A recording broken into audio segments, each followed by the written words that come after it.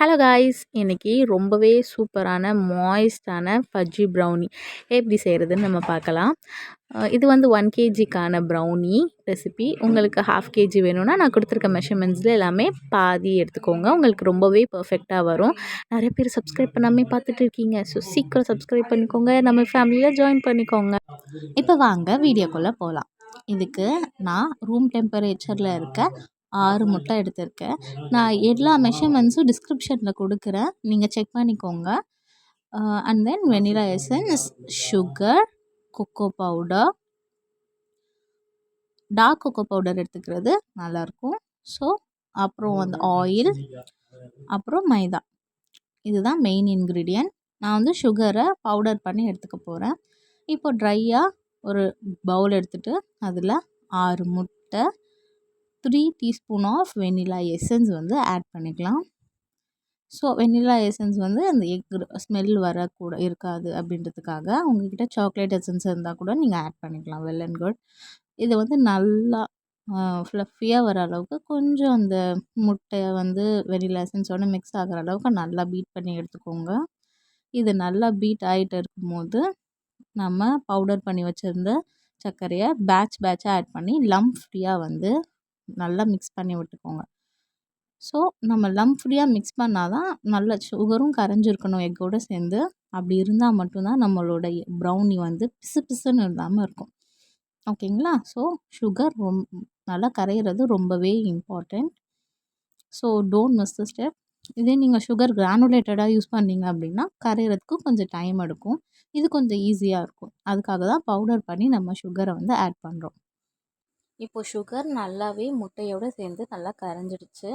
இதை நம்ம ஓரமாக வச்சுட்டு ஒரு பவுலில் நம்மளோட ஆயில் அண்ட் தென் எடுத்து வச்சுருந்த கொக்கோ பவுடரை சேர்த்து நம்ம ஒரு வாட்டி லம்ப் ஃப்ரீயாக மிக்ஸ் பண்ணி எடுத்துக்கலாம். ஏன் கொக்கோ பவுடரோட ஆயிலை வந்து நம்ம ஆட் பண்ணுறோம் அப்படின்னா, இதே நீங்கள் டைரெக்டாக அந்த கொக்கோ பவுடரை எடுத்து எக் மிக்சரில் போட்டிங்க அப்படின்னா உங்களுக்கு லம்ப்ஸ் வந்து ஃபார்ம் ஆகிடும், கட்டி கட்டியாக விழ ஆரம்பிச்சிடும். இதே நம்ம ஆயிலில் நல்லா கலந்துட்டு நம்ம எக்கில் ஊற்றும் போது அந்த மாதிரி எந்த விதமான லம்ஸும் ஃபார்ம் ஆகாது. ஸோ இப்போ இந்த எக் மிக்சரையும் இந்த கொக்கோ பவுடர் வித் ஆயில் இது ரெண்டுத்தையும் சேர்த்து நம்ம நல்லாவே பேட்டரை மிக்ஸ் பண்ண ஆரம்பிச்சிடலாம். மிக்ஸ் பண்ண உங்களுக்கு கெட்டிப்பட ஆரம்பிக்கும், அதாவது கெட்டியாக ஆரம்பிக்கும். ஓகேங்களா? நீங்கள் வந்து வீடியோவில் பார்த்தாலே உங்களுக்கு கிளியராக தெரியும். எனக்கு கொஞ்சம் கஷ்டமாக இருக்கும் இந்த டைம் வந்து கலக்கிறதுக்கு. ஸோ நமக்கு எக் பேட்டரும் நம்மளுக்கு ஆயிலும் சேர்ந்து இந்த மாதிரி தான் நமக்கு ஒரு திக்கான கன்சிஸ்டன்சியில் கிடைக்கும். ஸோ அதுக்காக நீங்கள் பயப்பட வேண்டாம், ஏன் இவ்வளோ திக்காகிடுச்சு அப்படின்னு சொல்லிட்டு. இந்த மாதிரி திக்கானதுக்கப்புறம் நம்ம எடுத்து வச்சுருந்த மைதா மாவை பேட்சாக ஆட் பண்ணி நம்ம ஜலிச்சு சேர்த்துக்கலாம். ஓகேங்களா? ஸோ ஜலிச்சு நம்மளோட பேட்டரில் மைதா மாவை சேர்த்துட்டு cut and fold method use பண்ணி நம்ம மிக்ஸ் பண்ணாலும் சரி, இல்லைனா வயர் விஸ்கில் மிக்ஸ் பண்ணாலும் சரி. இப்போது நான் ஃபர்ஸ்ட்டு வந்து வயர் விஸ்கில் மிக்ஸ் பண்ணி காட்டுறேன். இந்த மாதிரி நம்ம வயர் விஸ்கை வச்சு யூஸ் பண்ணி கூட நம்ம மாவு வந்து கலந்தால் போதும், ரொம்ப வந்து ஓவர் மிக்ஸ் பண்ணிட வேண்டாம். நம்ம பேட்டரோட நம்ம மைதா மாவும் நல்லா கலந்துட்டா போதும். ஸோ செகண்ட் பேட்சில் கட் அண்ட் ஃபோல்டு மெத்தடில் நான் காட்டியிருக்கேன்.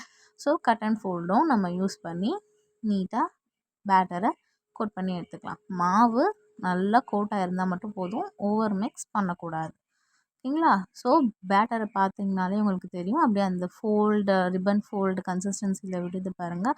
இதுதான் இருக்கிறதுலே ரொம்ப பர்ஃபெக்டான கன்சிஸ்டன்சி. ஸோ எல்லாத்துக்குமே கேக்ஸுக்கெல்லாம் ரிப்பன் கன்சிஸ்டன்சி ரொம்பவே முக்கியம். இந்த மாதிரி தான் வந்து ஃபோல்டாகி விடும். இதுதான். ஓகே, நான் பேட்டர் இஸ் ரெடி.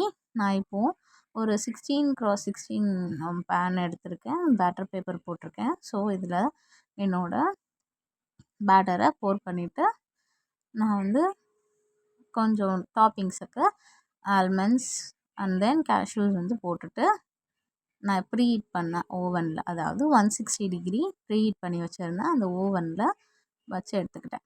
இப்போது நம்ம ப்ரௌனி ரெடி, பீஸ் போட்டலாம். ஓகே, இது வந்து ரொம்பவே மாய்ஸ்டாக இருக்கும். நல்லா சூடு ஆறுனதுக்கப்புறம் நீங்கள் வந்து பேப்பர் விட்டு, அதாவது பட்டர் பேப்பர் விட்டு எடுங்க. அதுக்கு முன்னாடி எடுத்திங்கன்னா கிராக் விழ ஆரம்பிச்சு. ஸோ ப்ரீ ஹீட் டைம் 160 டிகிரியில் 10 மினிட்ஸ் ப்ரீ ஹீட் பண்ணி நம்ம வச்சுக்கணும். ஸோ கம்மியான ஹீட்டில் நம்ம பேக் பண்ணி எடுக்கும்போது நம்ம ப்ரௌனி ரொம்பவே மாய்ஸ்டாக சூப்பராக கிடைக்கும். Enjoy brownie. பாய்.